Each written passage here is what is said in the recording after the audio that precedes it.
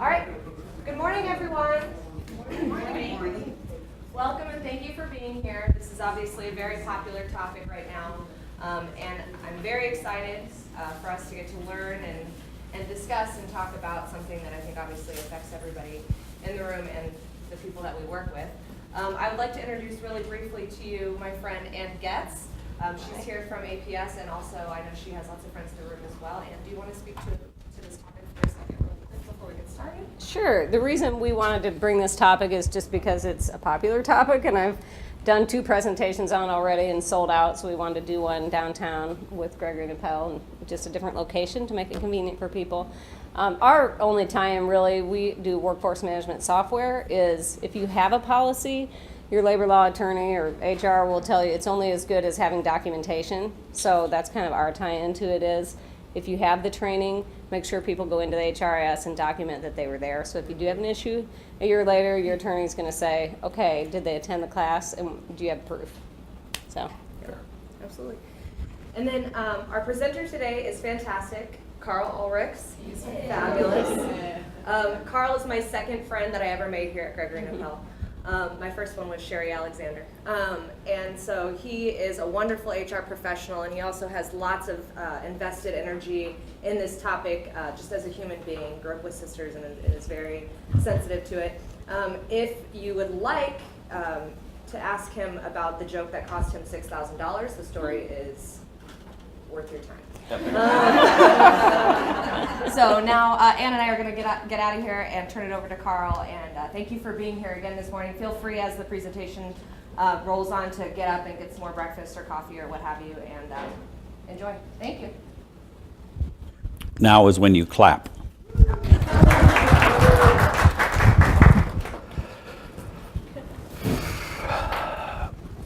It's easy today. We have to do everything on this screen and do it with grace and do it with very few people. What should we do next? Is what we're doing in harassment avoidance working? Yes or no? Exactly. We're scared to admit that how many accusers does Bill Cosby have? Yeah. Are we in a culture that encourages and rewards people to step forward appropriately? We need to fix that. And how we got there is part of today's topic. I went to Washington the day after the inauguration, just to observe, and realized that there was a shift happening. This was a pivot point. Because 100 years ago, there was a pivot point in American history. Women got the right to vote. 50 years ago, there was a pivot point in American history, civil rights. I'm going to say 10 years ago, we pivoted on gay marriage. You know what I mean? It's how many of us, when we started our careers in human resources, would not have hired anyone with a visible tattoo? Now we just proofread them.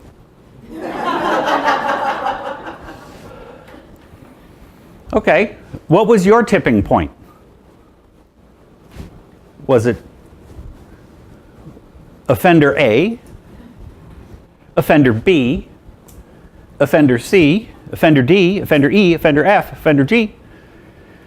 You know, and each time we have somebody we once respected standing up there saying, who watched the Bill Cosby interview 48 hours ago?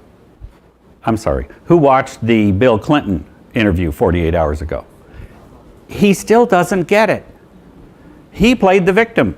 No, he's not apologized. If you don't believe me, go Google a Bill Clinton apology, and the news story will pop. Watch the video clip, and you're like, really? They still don't get it. And these people come to work. I wish you could have been there. I was at a conference, and there was this woman who was in the back of the room, and you know how in HR we're tuned to high performers.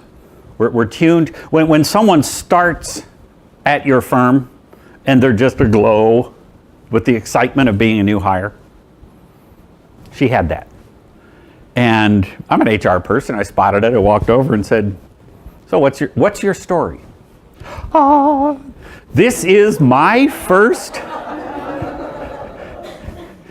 You get me, you get sound effects. This was her first day. I shouldn't say day. This was her first event of her dream job as a meeting planner. She grew up down the valley. This was the place. And she got her job. She went to school for it. She got her job. She got her job at her dream place. This is it. She was on fire.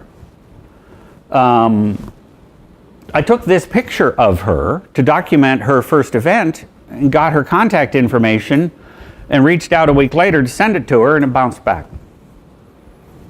So I hit her cell phone with a text, and she said, "I got bullied. The culture was one of hazing the new kid. I raised my hand, HR didn't respond. Was told I should get a thicker skin. It became toxic. I quit." Wow. Now, it failed. We failed her. There were policies, but the culture tolerated.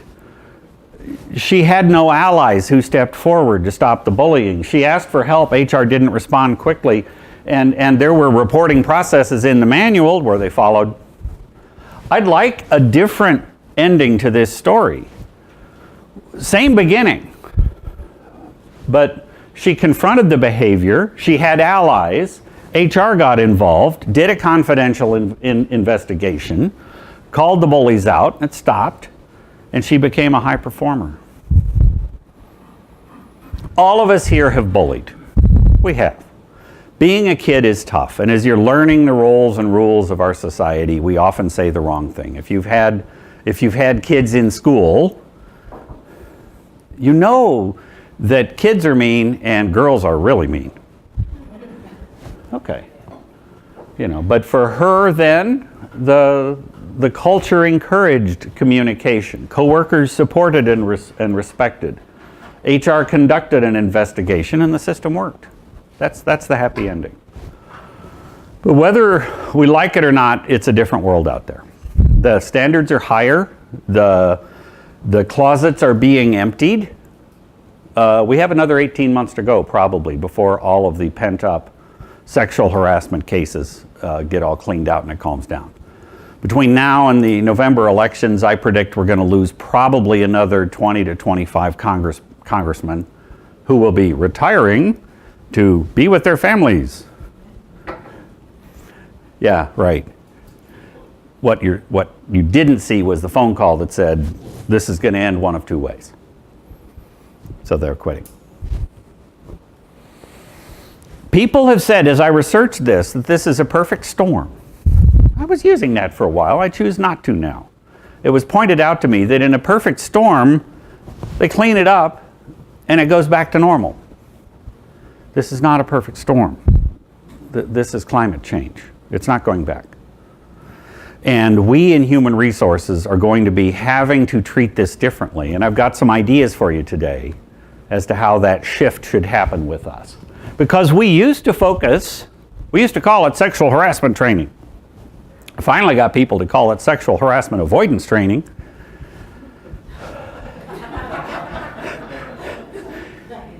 Yeah, the subtlety of words. I'm not sure what that cone did, but it's bad. By the way, except for the portrait of Colin Powell, most of these pictures are my own. Then we expanded the harassment definition to make it harassment avoidance with sexual and quid pro quo and hostile work environment and bullying and third party. That was my first rewrite. I took Thanksgiving, scrapped my old materials, and created a whole new set of materials focused on this. With great hullabaloo, I tried it at a Gregory & Appel client, and it failed just as much as the originals. Because it was dealing with the symptoms, but not the problem. By the way, this kid is never going to catch a fly ball. That was down at the Indians ballpark. He stood there for 9 innings, and I just... it was like my training, well-intentioned but destined to fail. So we got to focus on the problem, not the real symptoms. The problem is power. The problem is respect and ethics. Ethics is doing the right thing. And it's all safety. I'm a safety nerd.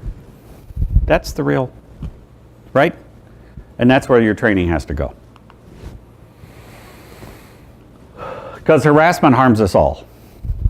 I was really looking for a picture of Matt Lauer with sexual harassment. All I could find was, and that's also awkward, but but we have to ensure that all employees are treated with safety, with respect, with dignity, right? And we've got a multicultural world arriving. I'm working with Japanese-held firms in Indiana. Do you know Indiana has, Rick, check me if I'm getting it right. How many? 295 Japanese companies, 60,000 employees. 295 Japanese companies. Is there any state in the United States with more Japanese companies per capita than Indiana? Not per capita. Not per capita. I know my statistics. Yeah. Safe, respectful. Yeah. We have to provide a work environment where, we're in HR. Our tattoos read fair and consistent, right? Right? Where we can get people to bring everything to the table. We've got to get productivity up. The scorecard that the CFO uses on human resources is productivity. And this is a key part of getting and keeping a culture up that works. Because if we look at pick a department that really, one of your departments that's awesome. Pick a department that gets it, it's working, it's getting it. If we take that department of, say, 20 people, then we've got 3 people in the department who are struggling, 14 people in the department that show up every day, work hard, don't hurt us, and then there's these 3. 2 questions. Where do we spend all our time? Which ones do we want to keep? All right. In today's world, can a high-performing person get another job within a month without much effort? Might they even get a shorter commute? Might they even get a raise? Okay? Well, where do we spend all our time? If we were to leave right here and go 2 buildings down and walk into a room full of their supervisors, and we ask the supervisors, where do you spend all your time? They'd say, where? Bottom. And if we were to ask them, why don't you spend time with the high performers? What would they say? Yeah. Okay. With the power vested in me by this pointer, Domini, Domini, Domini, you're all high performers. Okay?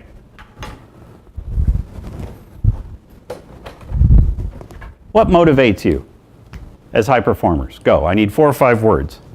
Self-motivation. Challenge.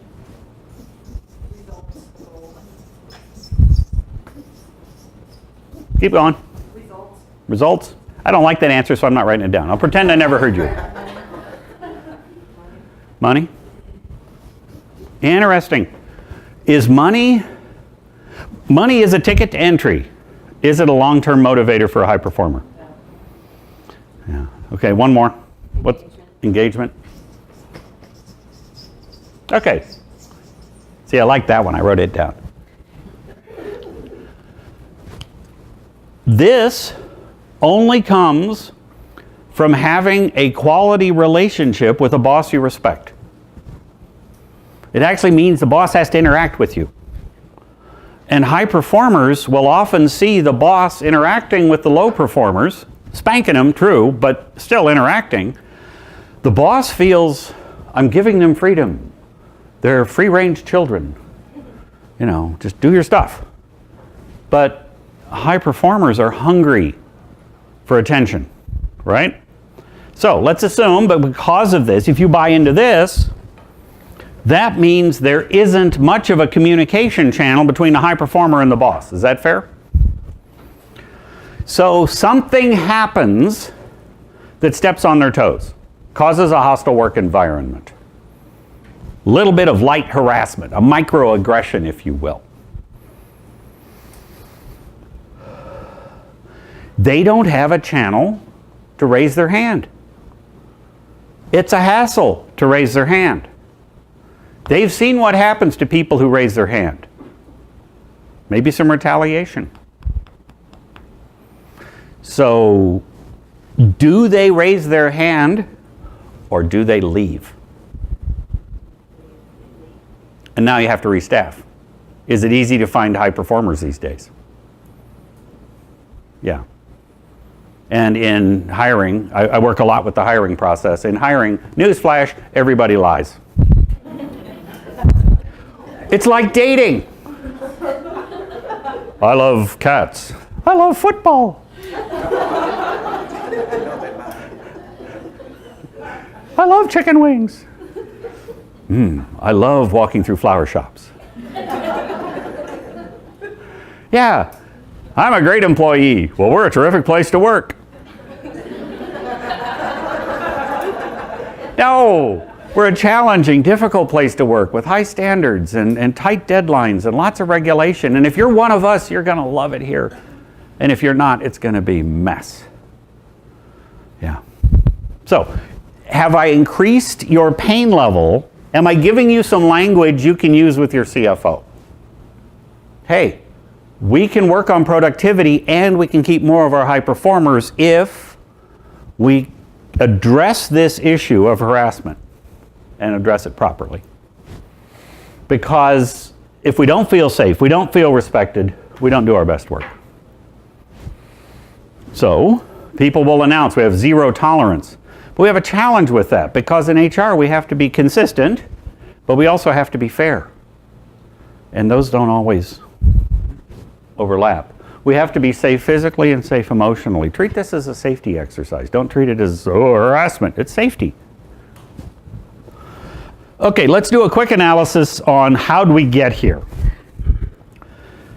1998, we had 2 Supreme Court cases that determined that if a company could prove it told all the employees, don't grab each other and don't make each other mad, and they had a signature to prove they were in a 1-hour class on it, that the fines would be less. So all organizations started bringing in attorneys to scare people. Did it work? No. The type of training that we have historically done is not effective on behavior change. Training that describes people as harassers or victims is usually rejected by the people you're targeting. The people you're targeting don't think the labels apply to them. And training is least effective with people with the most testosterone.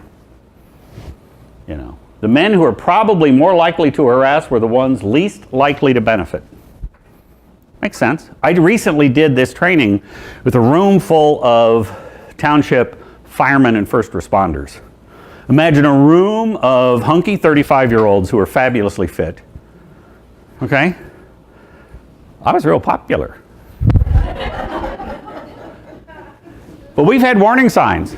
Who remembers 9 to 5, the film comedy? Oh, it's so funny. The 3 put upon assistants kidnapped and tortured the manager. Yeah, right. You know, those of us in HR are saying, no, stop it.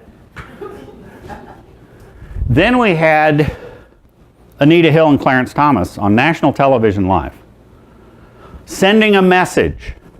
What was the message? Raise your hand, get punished. Raise your hand, we are going to investigate you in public. We are going to grill you about what was said about the hair on the Coke can in public. We're going to ruin your career. Who won Anita Hill, Clarence Thomas? Yeah, who lost? That was the message to a lot of people in the nation. If you're wondering why do people slow down and not want to raise their hand, they watch that. Who won Monica Lewinsky versus Bill Clinton? Exactly. Then, this is a key case. If people are wondering why there often isn't really a statute of limitations, I mean, Indiana has a statute of limitations, 4 years, 7 years. The EEOC wants people to file a case within 300 days. Okay? But with this case out there, the woman who was on the sales team at Burlington Industries suffered through hell her entire career. But she never quit. She gritted her teeth. She made her promotions. She made her money. From a cash standpoint, she was not hurt. From an emotional standpoint, she was a wreck. And as soon as she retired, she filed the case and went up to the Supreme Court. Burlington Industries said, she never told us. Well, yes, she did. She documented it. The Supreme Court decision was, you can still bring a harassment case even if it's not reported and even if the employee is not fiscally hurt. Okay. It's the end of the legal stuff. I'm looking at modern trigger points. EEOC data from today. See a trend? We're emptying the closets. Interesting trend. Last 10 years, percentage of participation rate of 25 to 54-year-old male and female. See where the recession hit? It hit men sooner than women, probably because manufacturing got hit harder initially and service jobs did not. That's my theory. And then men plateaued. Look what's happening here. Big delta. Women are rejoining the workforce, men are not. Are you seeing this in your hiring? I went up to Purdue, spoke at Purdue. When I went to Purdue, it was 5 males to 1 female. It's been 15 years, Purdue has been majority female. Purdue! That's ag and engineering. Look, you know, there were 1 million people there. And I found some data that supports this. Here's men and women, percentage completing a bachelor's degree, 18 to 33 by gender, with the silent generation, the boomers led. Gen X, it was almost parity. The ones that are coming out now, look at this. If you now go, pay attention next time you go to a wedding of some kids, the bride is likely to have higher education level than the groom, and the bride's mother will have higher education level than the bride's father. So here in HR, we can only really discriminate based on, we can't discriminate race, age, sex, national origin. What can we discriminate with? Education. So our workforce is going to skew even more heavily female. And more diversely. I mean, Indiana has the largest population of Burmese outside of Burma of any state. Lacey, who's your client that's mostly Burmese? Yeah. Allen County is huge Burmese population. So, back to this being all around us because everybody's watching television. I just went out and grabbed some headlines. In the last 30 days, 5 more executives fired from Nike. First California female sheriff is accused by 3 former officers of sexual harassment. She undressed and got on top of me. The Mavericks VP accused of intimidating employees is no longer on the job. Brokers' offices are harassment cases waiting to explode. I work at a broker. Oh, no, it's financial brokers. Oh, whew, it's not us.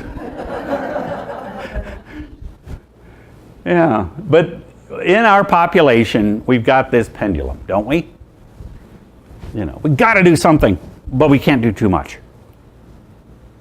Okay. That's why, while we have opened Pandora's box, we need to take an objective look at the different kinds of harassment and then learn a little bit about power and respect and ethics, because that's what the training has to include. Two simple truths.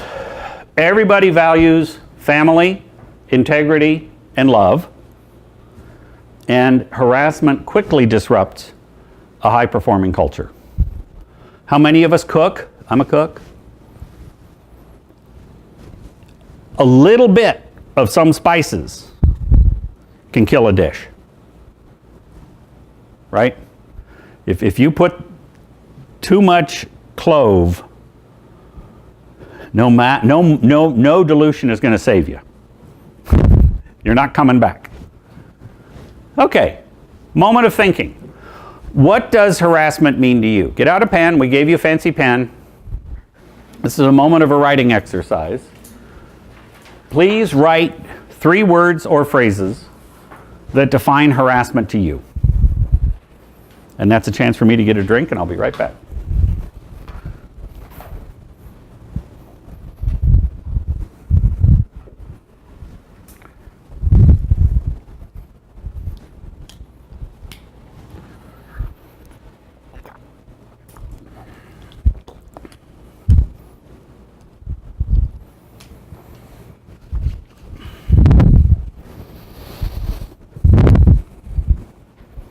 Okay, go back to the top and check the one that's most important. And now share it with your neighbor. Talk to your neighbor. If you're an introvert, think about talking to your neighbor. Yeah, actually she helped write it.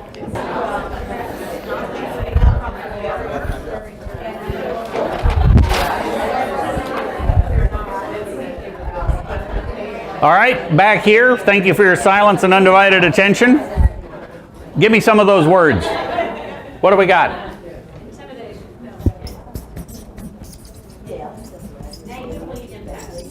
Can't you make it shorter?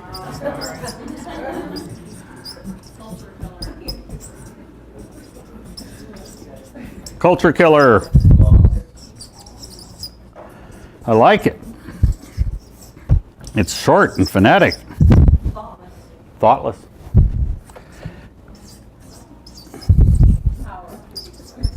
Yeah. Okay, 2 quick things. I just demonstrated a quick cognitive exercise, pair share, audio. You had to do something physical. You had to do something audio. Okay? This is engaging all different kinds of adult learning.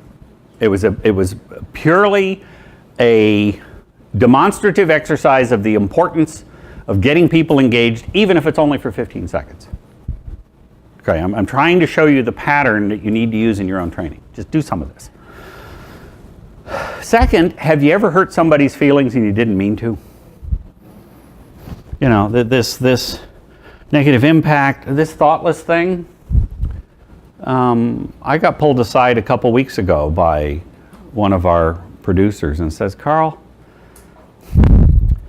I wish you hadn't, he says, I know you didn't mean it, but here's what you said to some prospects about me. Blah. It's like, yeah, I am really sorry. I didn't think of the context. You know, and it's somebody who has wisdom that can go through things. Rick and I are working on a presentation for Japanese-owned companies, and I had a slide with Rosie the Riveter.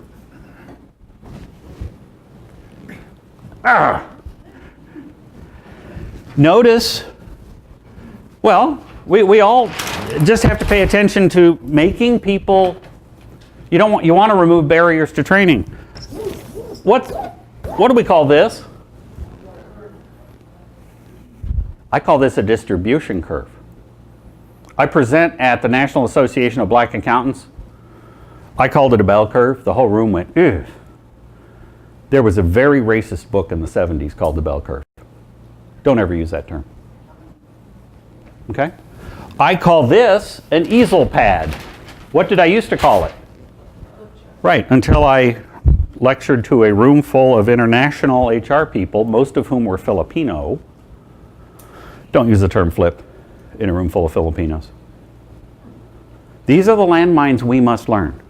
Okay, just pay attention. And if somebody calls your, I know I'm reading some minds saying, oh, this is all just political correctness bullshit. That's what you were thinking. No, we're being polite.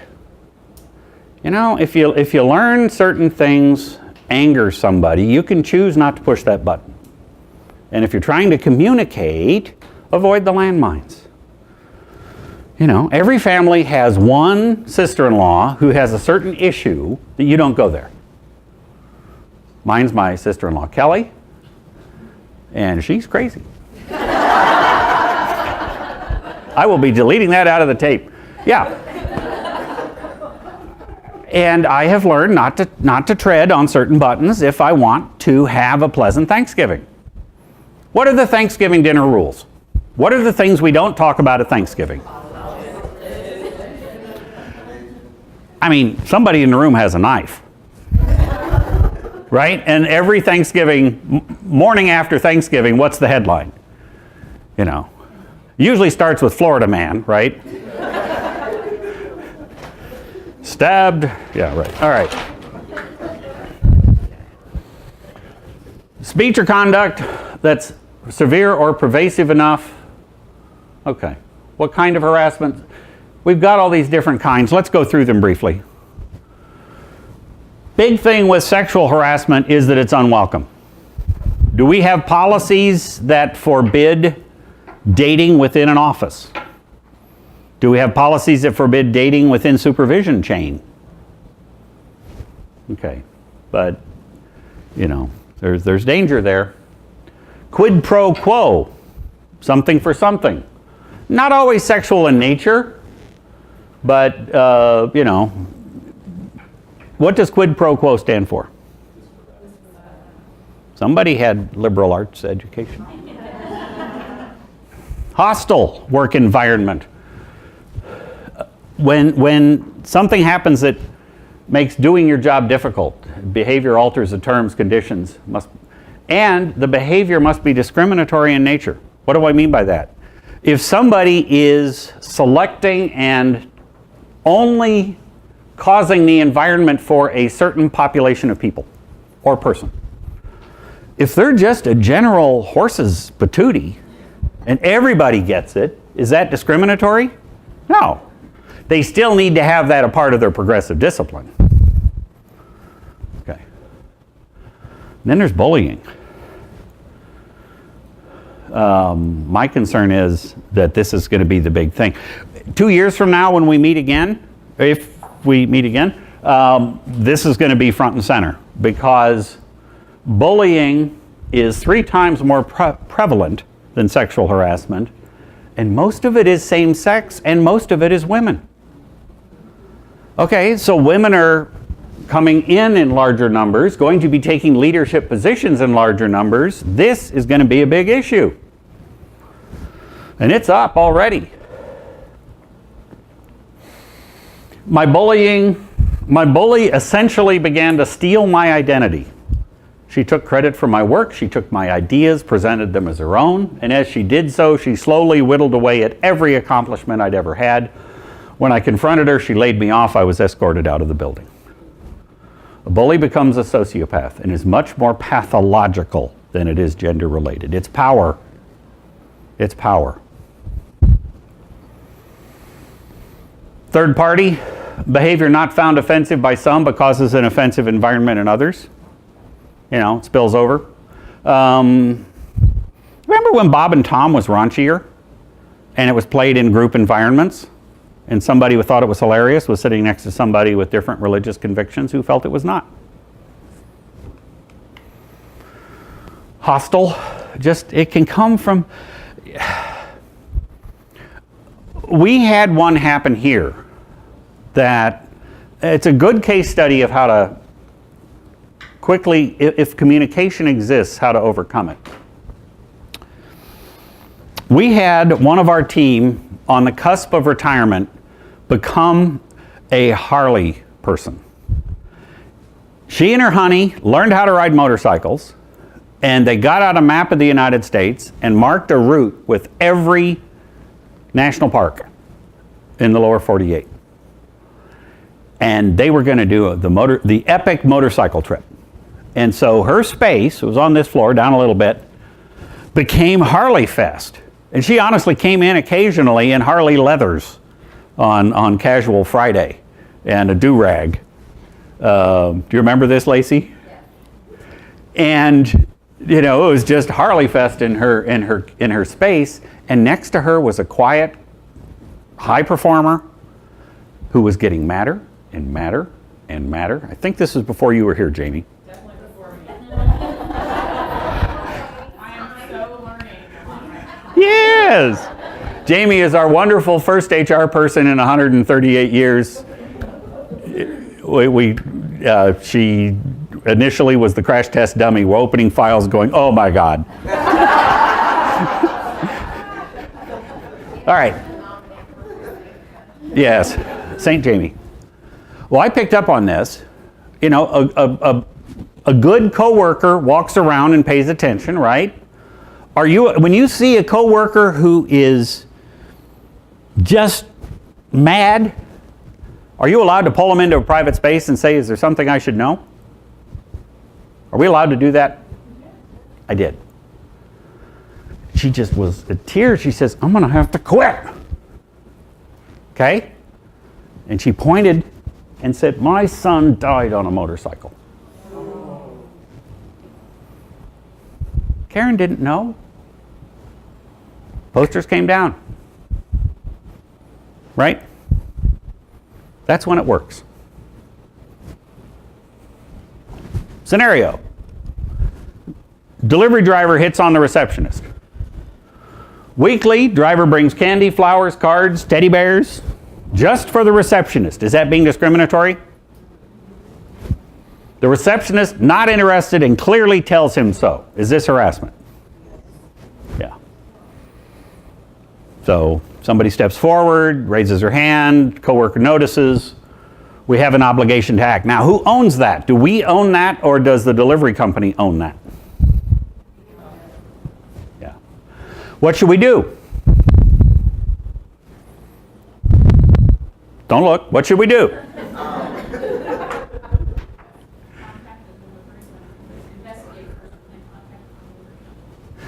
Yes, and I would contend we should make it a teaching moment. Why would the delivery driver act like this? Maybe they came from a culture that delivery driver's dad said, son, you see a woman you like, you got to ask them 30 or 40 times. I did with your mom. I mean, anybody watch the Andy Griffith Show? They're on there. Yeah. So if we call the delivery company and the driver is fired, has a lesson been learned? So I would contend that you're clearly within your rights to do that. But why not you swap in for the receptionist when they're heading in and say, hey pal, you and me, talk. She said no. Here, that means no. If you don't stop it, we're calling your boss. Here's why it means no. Learn, learn, learn, learn, learn. Okay, so if you can, make it a teaching moment. Now, the twist. What if it's girl on girl? Any different? Boy on boy? Any different? Yeah. Okay. Tiffany, are you willing to share your amusing story of last time? Yeah. So Tiffany was at the front desk about 6 hours after I gave this talk, and Tiffany was part of it. Tiffany, by the way, Hustleman has just come out of her HR program and helped me write this. So anyway, Tiffany, back to you. Yeah, about 6 hours, like you said, after we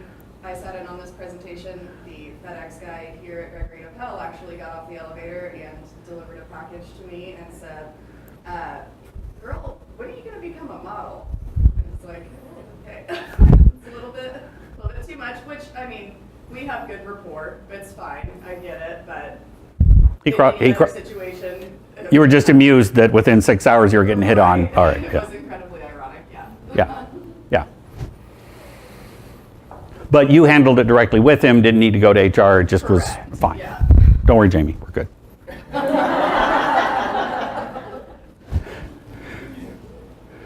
But we've got to get it so that an employee who feels it wasn't handled directly can raise their hand, right? Carl, the difficult part, I mean, I have a situation where I have an employee who was, being managed because their performance wasn't well, and then quickly turns it around and says, the supervisor is harassing me, that's why I can't perform. And yet, in the investigation, the supervisor's just trying to get her to do her job. So again, that's the difficult part when you get in there. She's like, well, he's always watching me and he never watches anyone else. Well, that's because you're not doing your job.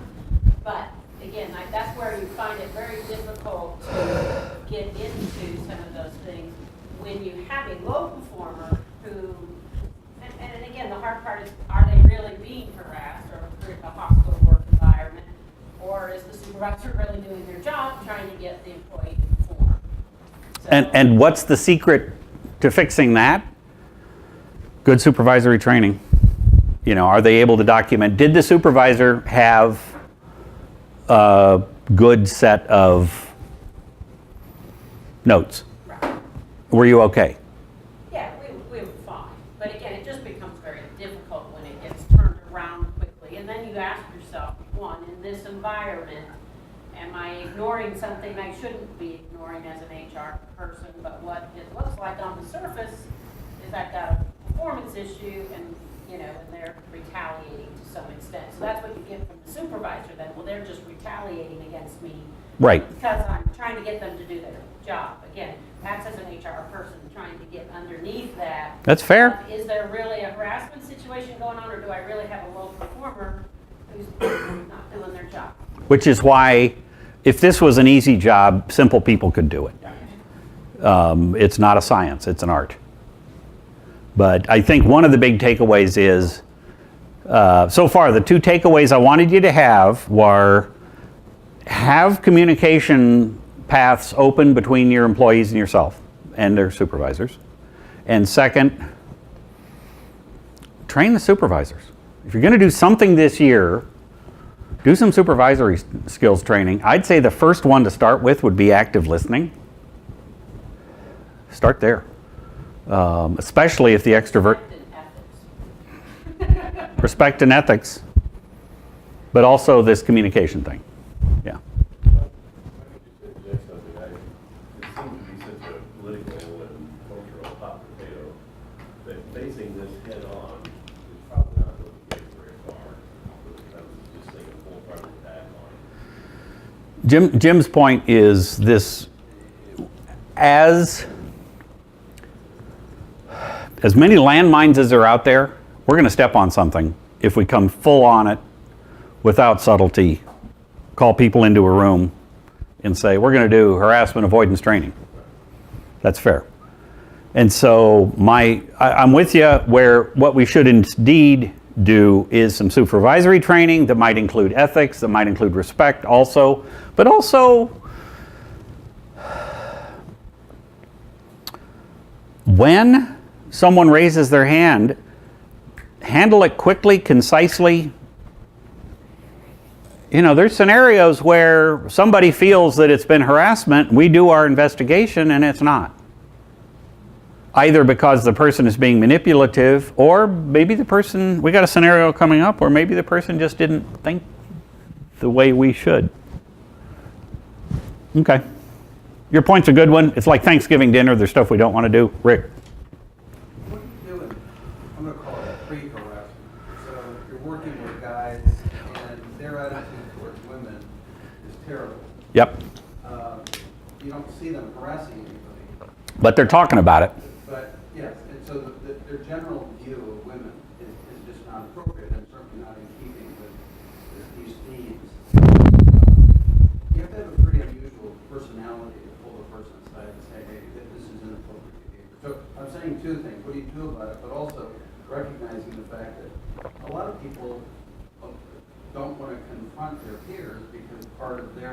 the enjoyment of work is working with other people. And Right. the fraternity of employees. Yeah, it's kind of the question of when does teasing become bullying? You know, when does light humor become dark?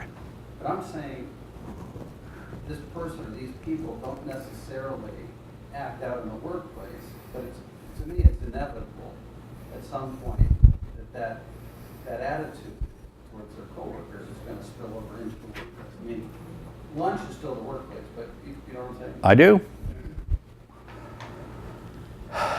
Well,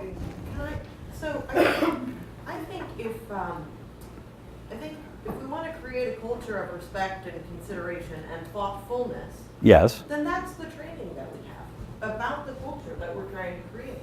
So when we do group training, it's not, we don't get, I mean, we can, and we should, because we have to, because of, you know. Yeah, we're legal But compliance I training. mean, we start from the place of, look, this is a workplace where we're going to treat others with respect. And what does respect look like? Respect looks like me thinking about you. Like you, who you are as a person, getting to know you, getting to understand, you know, where you might be sensitive, knowing that we can't know everything, but if you're coming from a place of care and consideration for your coworkers, then you're not going to fall into these pitfalls. And so I would say, you know, it's also key that you've got your supervisors building solid relationships with their employees. Whoever those gentlemen are reporting to, their manager needs to be coaching them and saying, look, you're interested in achievement like we all are, performance. You need to stop and think about the behaviors that you have that are getting in the way. Whether that's the talks that you have on the side that might be overheard in the workroom. You know what I did with the room full of firefighters who were exactly like Rick describes? I played the daughter card. I said, how many of you have daughters? A lot of hands went up. I said, let's talk about your relationship with your daughter. What would you say to them? Would you change what you said in a lunchroom? You know, you're sitting at a table with your daughter and someone tells that story. It's visceral. You know, I get their attention with the daughter card. And I develop their relationship with their daughter a little bit. So they buy into the concept that they have two standards. And I said, okay, that standard with your daughter, I want that here at work. You know, everybody's a daughter of somebody. It takes a village. You know, I play that card. Does that help, Rick? I don't want to hijack this. No, it's, I mean, deadlines are just deadlines. Ha ha ha. We are in charge. We can stay here as long as we want. So there's a lot of bad parts of male culture in a company.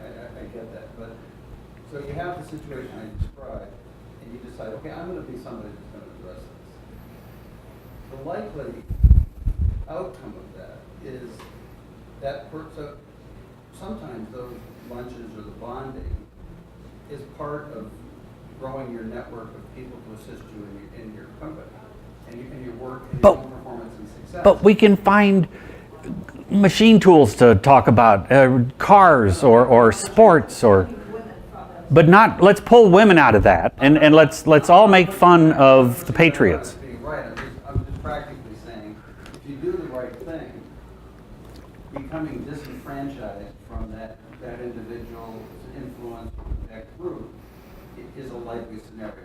And by the way, I'm not talking about my experience here.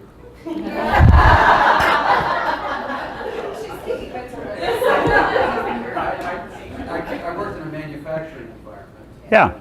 Oh, yeah. And it's not just that, when I took the office ladies out to work for me, the Yeah. conversation was similarly inappropriate. So, Oh, yeah. Well, yeah. My wife's a nurse. They are filthy. but if you take that initiative, the likelihood of you being bullied or disenfranchised from Yeah. that group that's Yeah. important to your success is there. Is real. I'm not saying, therefore, you shouldn't do it. I'm just saying, how do you coach an individual who's disinclined to be confrontative, who may be conflict avoidant, how do you get that person to do the right thing?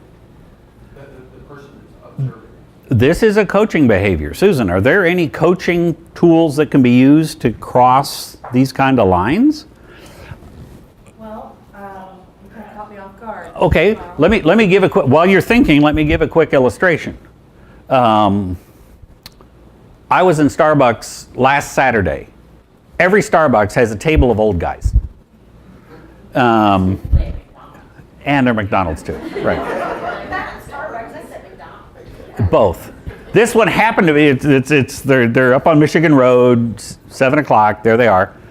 And one of them, you know, I'm relatively new to the group. I've only been I've only been allowed to sit down about for 6 months, because I still have a job.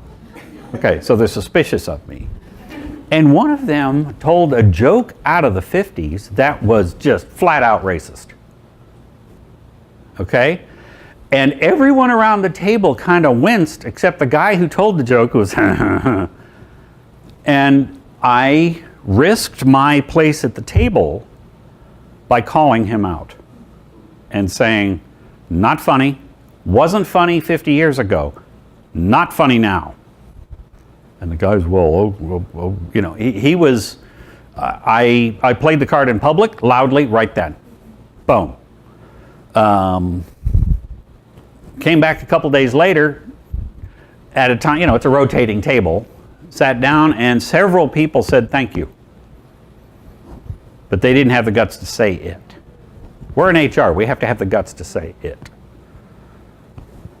I just wanted to comment that I think also just the environment of your company has a lot to do with it too, because I work at different organizations. I work for Gregory and Hell, where I've been in situations like where Karl was mentioned, where you hear those things that are just like are flat out wrong, but the culture there kind of matches that thinking.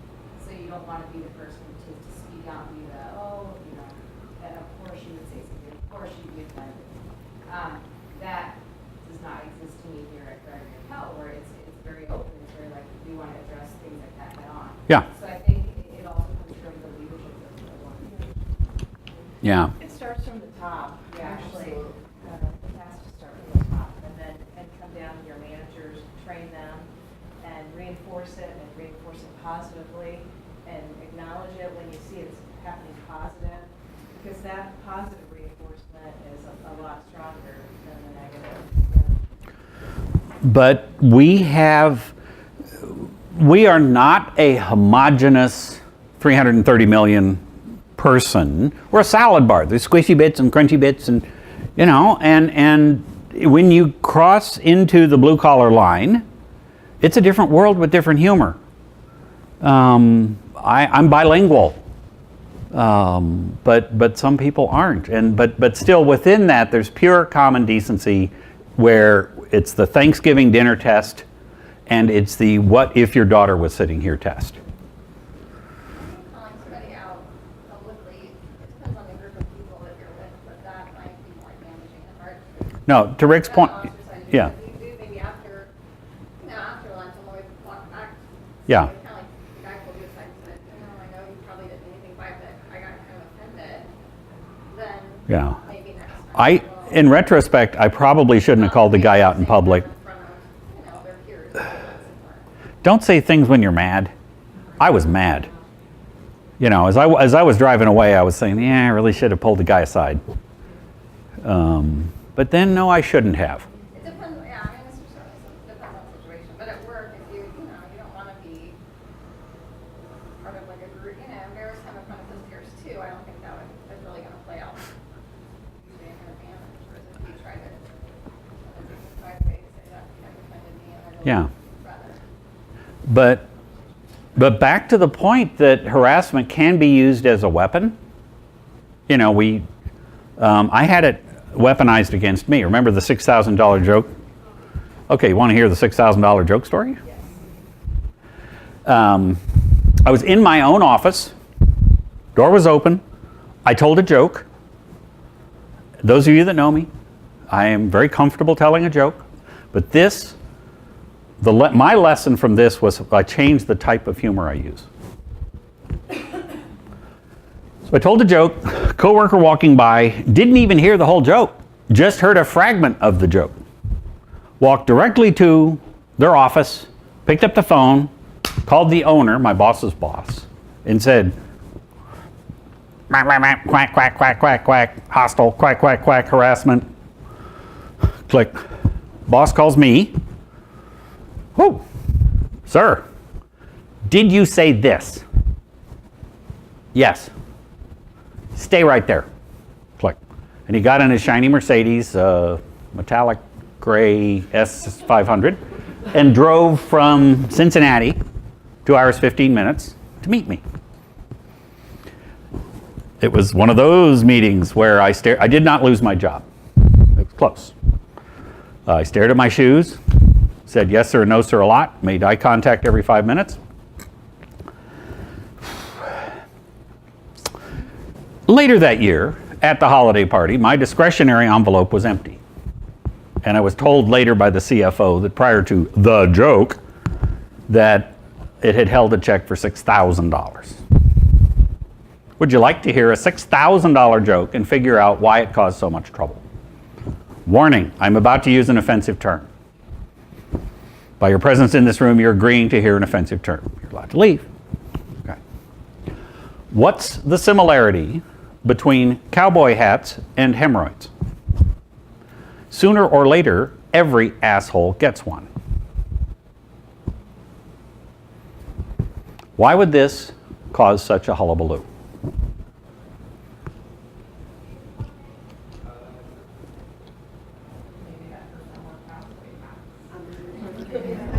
Nice try. What was it? It wasn't cowboy hats. What was it? It was hemorrhoids. She had a riotous case. She thought I knew. Thank you. That's an image I don't want to, He does now. Okay? So we judge our actions by our intent, and we judge the actions of others by what we see, right? She was walking by and heard me use that term and heard laughter. See? So what did I learn from this?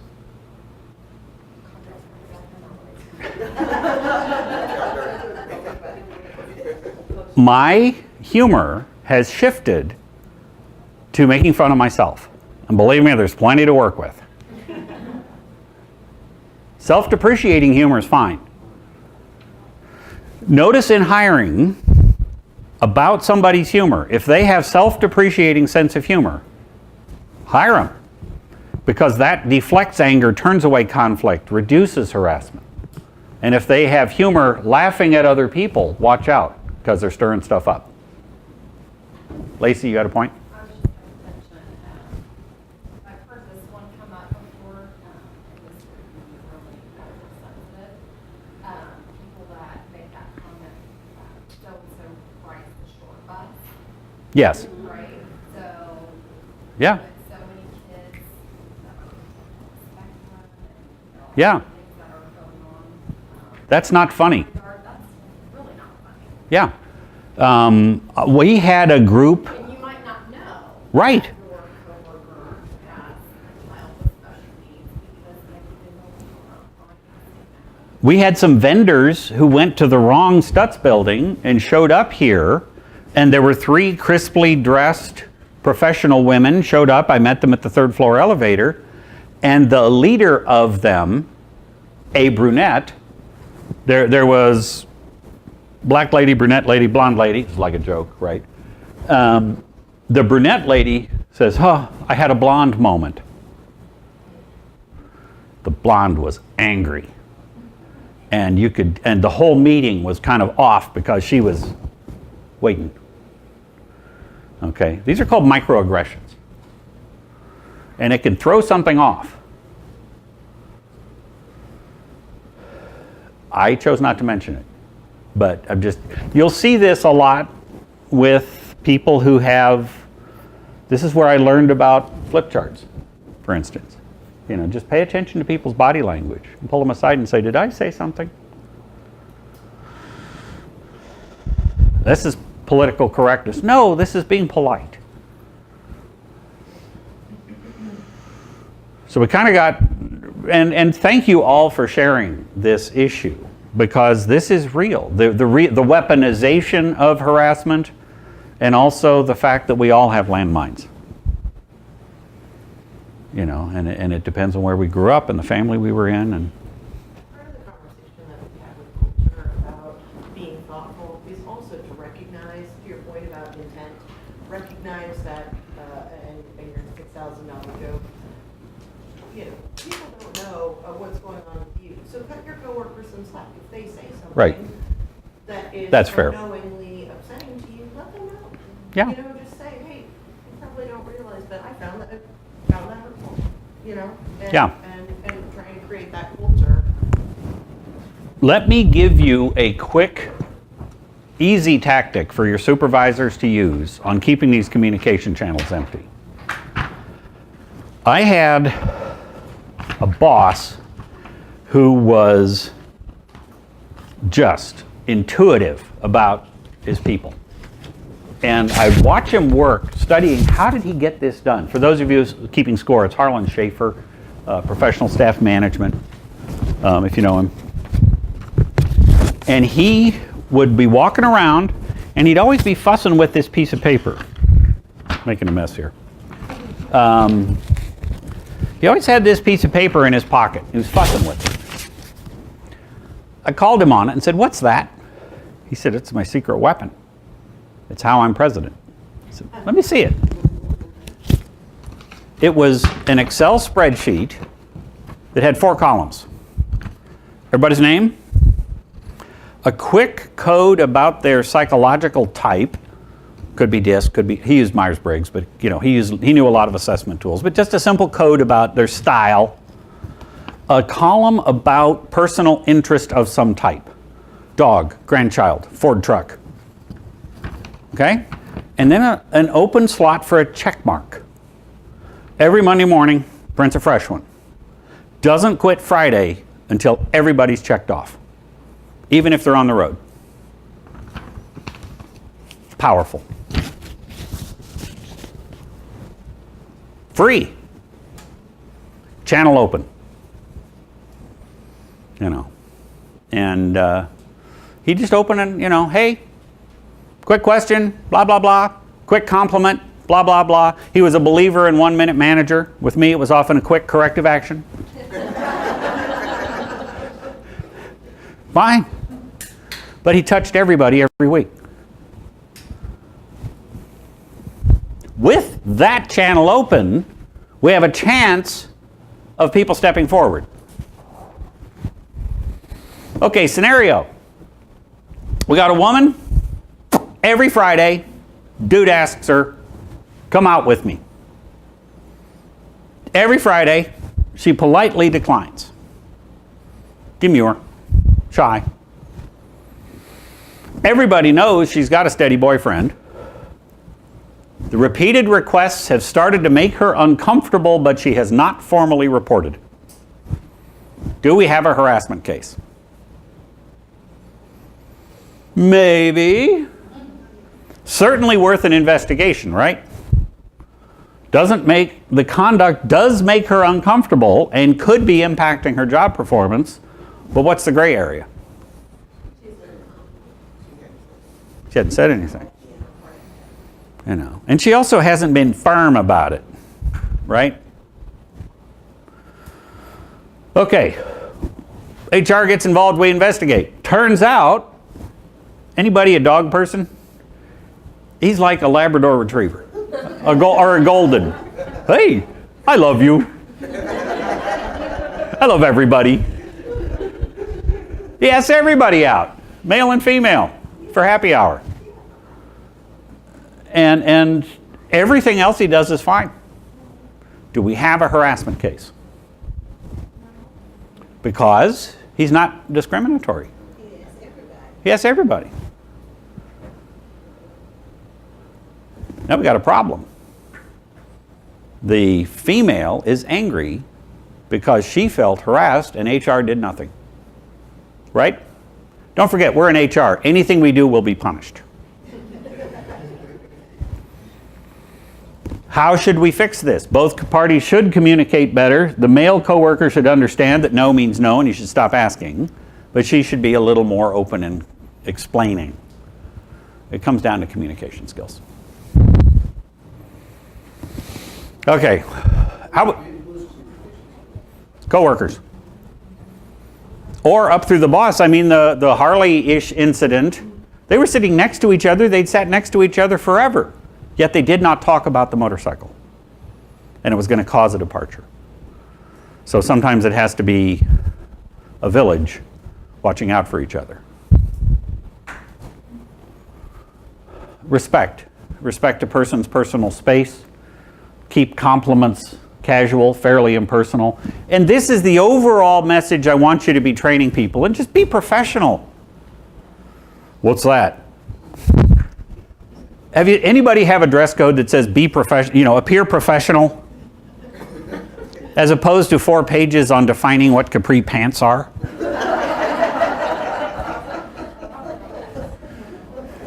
You know. If you have to ask the question, then you're probably not dressing. It's kind of like that ethics thing. If you think it's not, if you think something's funny, it is.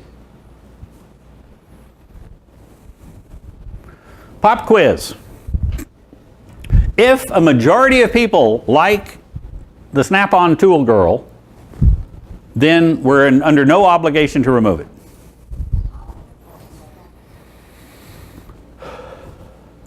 Male supervisor regularly praises the work of a competent employee.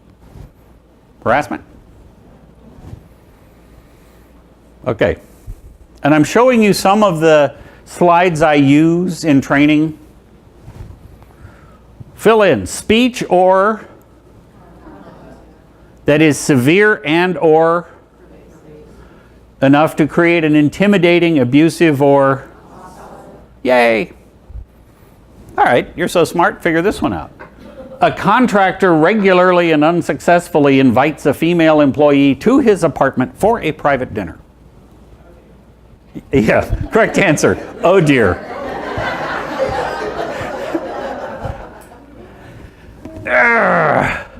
What if she's a flirt and would feel unattractive if he didn't keep hitting on her and she's never going? Don't you love people? He said sarcastically. So I'm a little bit different. I'm not an HR person. I'm actually I work in social service. Cool. Oh, interesting. And I do a presentation about stalking. And one of the things around this is that in the U.S. and Europe are very similar to this. There is a societal expectation that men will pursue you, and that if you are not, if a woman is not being pursued, you are unattractive. Which then gives rise to I talk about how there's always a great gesture after a breakup. Oh, yeah. And all this stuff. No, it's fair. But and then you have the other situation of harassment where it's completely subjective. Something that's harassing me may not be harassing to you, and it's also one of the other things that we're required for everybody to say, I don't want you to do this anymore. Yeah. Which can be very difficult, right? So one of the things that And some people want to force their will on others. right.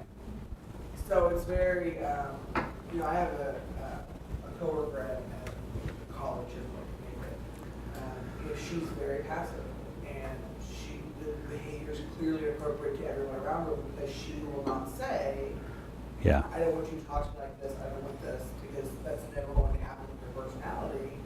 It's just continued for years and years and years. Oh, yeah. But we talk about this cultural. It's real interesting. Isn't it flattering to have somebody ask you out?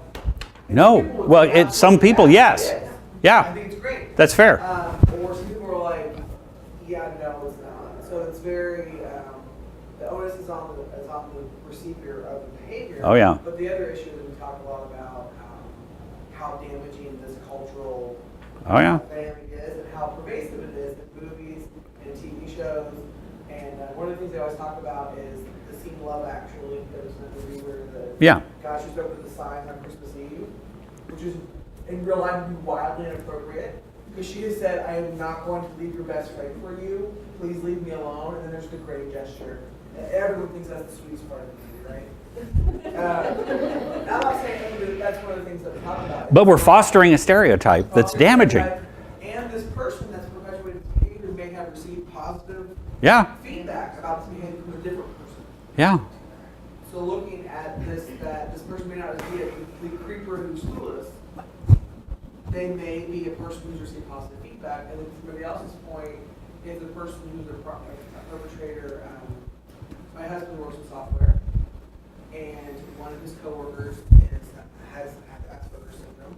He has a very difficult time determining what is socially appropriate. right, Even if someone is very direct and says, right. "Stop this." There was a newer employee at Harassment came against him, and they had to take all that into account, and how much he actually understood why this was appropriate. Which is, I'm glad to hear that, because HR, we need to be fair, but we also need to be consistent. Right.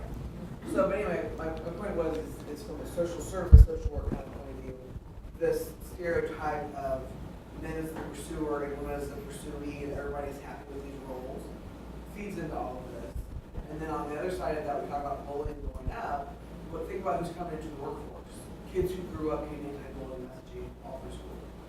That's fair. I'm 37, and I never got anti-bullying messaging in school. Yeah. And people who got out of college, they got it from a very young age. So they are more likely, I think, to say, recognize bullying, first of all. Well, and be a good bystander. Be a good bystander, and also they have been trained and conditioned from a very young age to report bullying, to harassment and stuff. I hope so. Because that's just a shift in the way that all of us have been bullying. So I think that the reason bullying might be on the rise. It's also bullying's a little less triggering for people than harassment. If I can say, hey, you know, the FedEx guy is bullying me because he asks me out every day, the HR person needs to do one and say, oh, wait, this is not Right. bullying. Well, it was fun for a while, but now it's not, and the way I'm going to end it is by calling it bullying, Right. instead of talking to the Bullying is person. easier to say than harassment. Well, it's 3 times more. I mean, it's going to be our big thing. But it's interesting. I have personally experienced this issue of people paying attention to you and then not. When I crossed the line into old gray-haired white guy, I became invisible. I mean, if I walk into a room, seriously, I travel a lot for business. I can walk through an airport terminal and no one looks at me. And it was kind of upsetting at first when I became invisible, but now I kind of like it. You know, from a social worker standpoint, I would say that if you're white now, privilege to be able to walk through an airport and no one moves for a second. And no one stops you. And no one That's fair. That's fair. No, you're not. But No, that's fair. But that's one of the things that it shifts. It does. But also, I had the gift of my parents hauling me to foreign cultures for a year at a time, where I did not speak the language, could not understand the money, where I was a horribly destitute minority, dependent on other people's good graces. Someone said, you know, in travel, you surrender yourself to the kindness of others. Mark Twain said, you know, the best enemy of racism and bigotry is travel. You know, and that's why I'm hauling my grandkids all over the place and putting them in uncomfortable situations. This will be good for you. It also goes back to like life situations. Like you know, if someone has a significant weight loss, they maybe want you to comment on it, but that shouldn't be what defines them. Right. Or if someone is, I had a friend who was post-divorce and was very sensitive about how she looked, and nobody's still attractive, but 47-year-old single mother now. And, you know, Right. And so if FedEx person had asked her out, it would have been a big deal for her personality. Mm-hmm. Whereas if FedEx person asked me out, and I said no, they pursued me, it would have annoyed me. Right. But for her, it's just a difference of, or if, you know, someone has become with a gray-haired white man and they just want a little bit of attention from the waitress or something. I don't know your life. Don't judge me. It's very aggressive. It's very, we have this larger umbrella. Oh, yeah. And then all of this stuff in between that, it's completely subjective. No, it's fair. And also through the lens of human resources, we have a view that is colored by our experiences. And we often we are the moderating force in our organizations. We often become the moderating force at the table at Starbucks, or just by nature. We're the guardians of this. And I'm glad we're starting to talk about it more. Are our standards higher? Are we held to a higher standard? Are your supervisors held to a higher standard? Help them with what the standards are. We pay you more as a supervisor because you have a tougher job, and here's a part of it. We have to guard against retaliation. We have to think through things. When that case number 2 with the woman who had felt she was picked on, and then HR said, no, you weren't harassed. We have to make sure we handle these things. Okay, reality check. How are we doing so far? Should we go any further? What's our time frame? Who's in charge of the... We got more content than 10 minutes. Here's what we're going to do. I'm going to continue. If you have a hard stop at 10 minutes, we do not think ill of you. Is there an evaluation form in the packet? There's a survey, and there is a white envelope. I'm going to put this on the table outside right here. So as you leave, you don't mind to slip it in so that we can get your feedback. I mean, if it's okay, I sense we're doing good stuff here, and we can keep going for those that can do it. Probably another 20 minutes, maybe. I want to be respectful of your time. Cool. All right, then let's get back at it. Well, just a quick check. What have we learned so far? 3 people. What have we learned so far? I think the PC, people are like, oh, PC is a bad thing. So maybe call it polite culture instead of politically correct, because it sounds good to be polite. Or professional. Yeah. Polite and professional. Okay, anything else? Model of behavior you want to see. Yeah. Be the change you want to see in the world. It's really taking back to your management team, it's the respect thing. Yeah, the respect. Everybody just wants to be treated respectfully. Yeah. So, that's the model that you need to be an example of. Fine. It takes a village. It does take a village. Yeah. Also understand, we are complex beings. Starbucks closed for an afternoon of training on a simple fact. We all have biases. I was ironically amused that exactly during the time that Starbucks was training everybody in thinking through their actions, Roseanne Barr was getting fired. Literally at the same time. Statistics. A standard distribution of men are taller than 6 feet.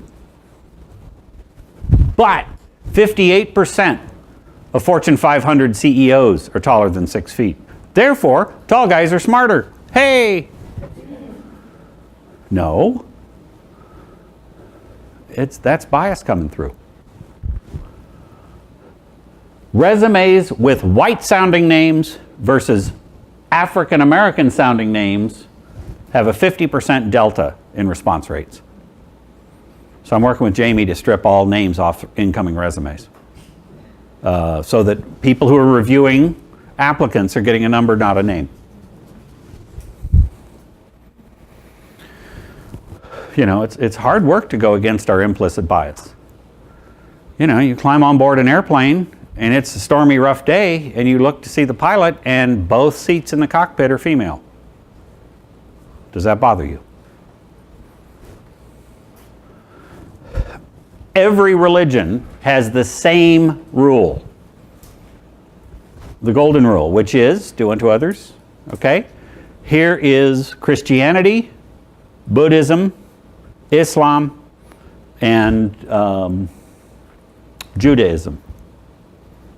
Pulled it out of their texts. Same thought. Circling back, what really works in all of this is doing the right thing, act thoughtfully, and have allies that are willing to communicate. That's, by the way, that text is for the people in the back row. You see it big enough?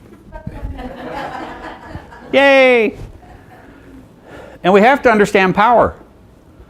My big takeaway from going to the March on Washington was power.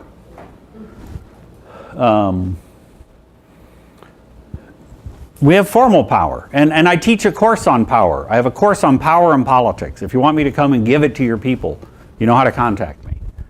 Because power can come from your title, from your ability to reward, from your ability to coerce, but it can also come from initials after your name, from a relationship you've built, or just the fact that you've learned platform skills. One thing is just when we talk about power, it's important to remember that power is not permanent. Power is not permanent. Nothing sadder than somebody who's lost power and doesn't know it. Why did everybody come out of the closet and go after Cosby? What had changed? He had lost his power. You know, Weinstein was getting old. He'd lost his power. Yeah. And that's why we're emptying the closets. A lot of these, as we're starting to see the employment patterns shift, men are losing power. Okay, let's clean up some stuff that we got grudges about. Wonderful book, Power.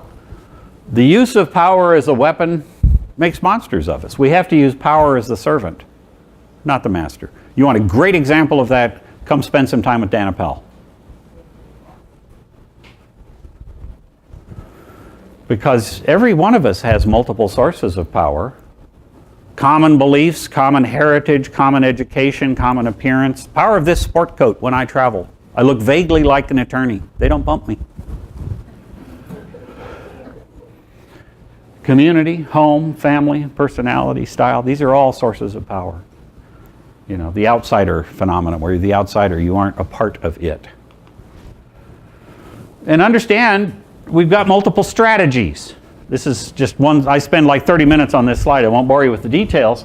But it depends if we want to direct somebody to do something, we got a fixed outcome. I want my car washed by the end of the day. Flexible outcome. Hey, if you're not doing anything this afternoon, it's a little bit more formal, but I've got negotiation. Fixed outcome and informal, that's me. Hey, we're going to have a lot of fun building a Habitat for Humanity house. As opposed to, you know, flexible outcome and involvement. Now you've just trying to, this is the power of friendship. See the structure of what you want your outcome to be and how you're going to act. Any good consultant has to be able to put the entire world into 4 boxes with 2 axes. I'm no different. And it's about ethics. Is that object square or round? It depends on your viewpoint. You know, but SHRM statistics, people are feeling pressure. People are witnessing misconduct. That misconduct is coming from their bosses and coming from above. Are we getting good examples in our sports? Are we getting good examples in our leaders in Washington? Are we getting good examples from our employer? We need to. The employer is the last great family where ethics and integrity can actually make a difference. And ethics is actually learned by doing it.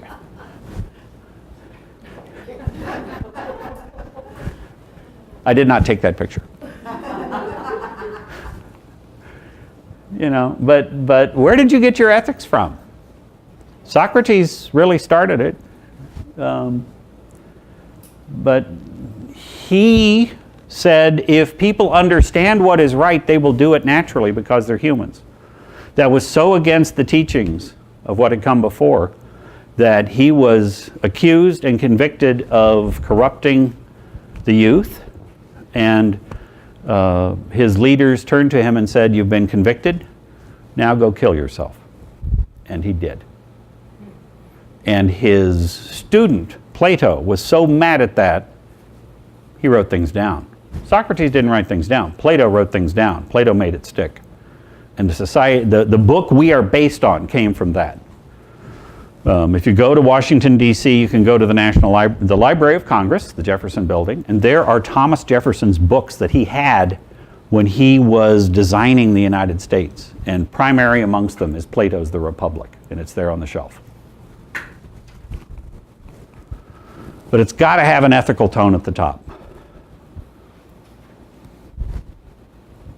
There's Dan Appel, Dave Riley, Andrew Appel. We got ethics.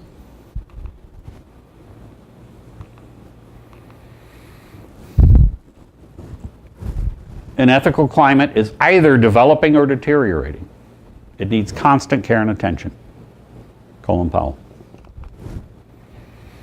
People have asked me, who was our last ethical president? We hated him as president. How's he done since then? Has he changed at all? No. Because if we can get our employees up this pyramid, a lot of this will fall away because people will do the right thing.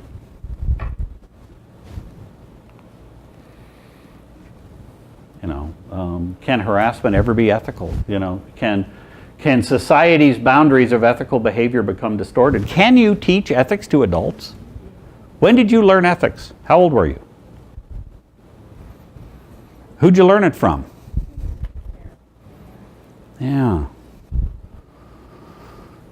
At what point is the cake what point is the cake baked? Proof of this? Go back and get a chance, go Google Bill Clinton's interview on harassment that happened 48 hours ago. Here's somebody who certainly went through a lot, being interviewed in modern terms. Does the Me Too movement change your view at all about what you did? And he says no. His cake is baked. Just remember that you have to hit logic and emotion as you try and get this across. That facts, statistics, and expert opinion are needed for certain people, and stories and analogies and quotes are needed for others. Use both.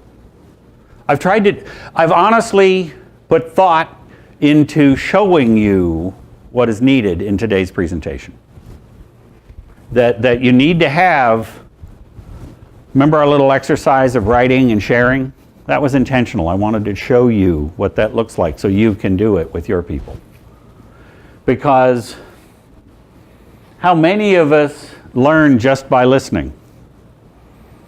Yeah, exactly. Yet that's how we teach. Sit down and let me yap at you and sign here and prove you've been learned to about harassment.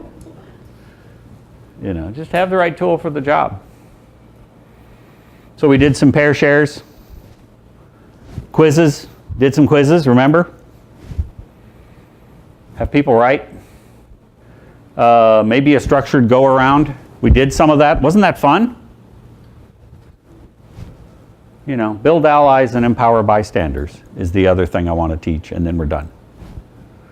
Don Yost wrote a wonderful live play for kids. We talked about anti-bullying things that kids have learned. This is excellent. Where the play, he sat down to write a play about bullies, where he wanted to teach. And he sat down and said, what solution do I want these kids to get out of this? Do I want the solution of you should stand up for yourself, like teach all kids Taekwondo so they can fight? Or do I want the outcome to be the bully gets punished? He thought through both of those. He said neither. So what he would do, he would have live actors come up and have a bullying situation and ask the audience, who's the bully? And they'd all go, yeah, that was it. And say, okay, thank you. Now let's do it again. Now really study this. And they go through the same thing, and the kids would realize, oh, the laughing guy making the video, he's not stopping. The person egging on, the person doing nothing is enabling. So the answer is get the bystanders. Empower the allies. Give people the power. And that's the big outcome we want to work on with the bullying thing. Ones I've studied, University of Kentucky has a great one that they're teaching at the college level called the Green Dot Strategy. There's a not-for-profits Hollaback program trying to end bullying and catcalling on the streets, unwanted remarks. And they say you got the 3 Ds. Either handle it directly, or delegate, or distract. Where if it's direct, it's like me at the table at Starbucks. Delegate is the school of fish. Get a boss, get others involved. And distract is kind of, hey, you see something happening, you just walk up and stumble into it and say, hey, what you doing for lunch? I guess I heard they got 25-cent chicken wings down at the, and what? And disrupt it that way. Pretend to be lost, get in the way, just stumble into it. How to tell if this is all working? Pay attention to the turnover you have among high performers. Watch for absenteeism, low productivity, and low morale in your key people. What's the next wave? Bullying. Because it's women in power. So the main points we've covered, it's climate change. It's difficult to change adult behaviors. Get them involved, get them engaged, work on communication skills, and you have a chance. Because harassment harms us all. And that's Emmy. So what have you learned? 3 people, then I'm going to quote Shakespeare and we're done. Ready? Go. Has to start at the top. The power, I think, is big, because I always hear attorneys speak on the fear of the lawsuit and the consequence, but not why are they doing it, and whether it's women against women or men, it's power. Power. What else? One more. I can wait all day. Respect, be responsive. Understand that today was like, this was not a purely structured presentation. I threw out a bunch of ideas. I was like a reporter from the front, reporting what I've seen. I want you to take just the parts that apply to you, to your culture, and use them. There's stuff that we threw out that does not apply. It's okay, it doesn't fit, don't use it. Understand that some of my advice conflicts with each other, just like fair and consistent aren't always the same. A challenge with ethics. There's this wonderful brief monologue in Hamlet where the old guy is giving the young guy advice, and I was kind of like that today, where I'm throwing out stuff that conflicts with itself.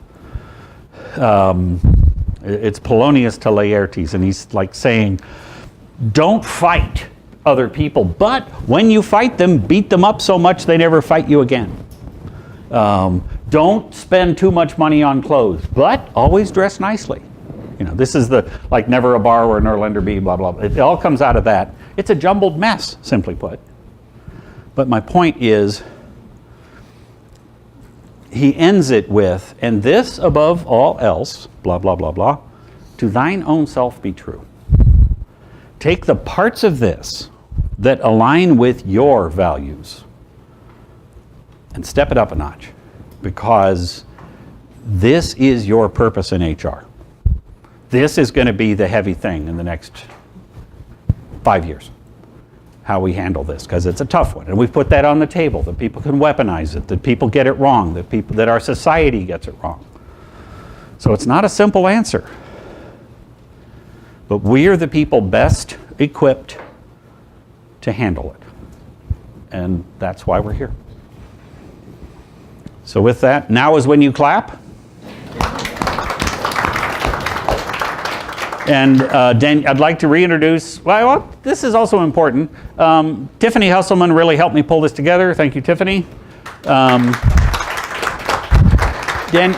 Schweiger thought this up. Thanks for her.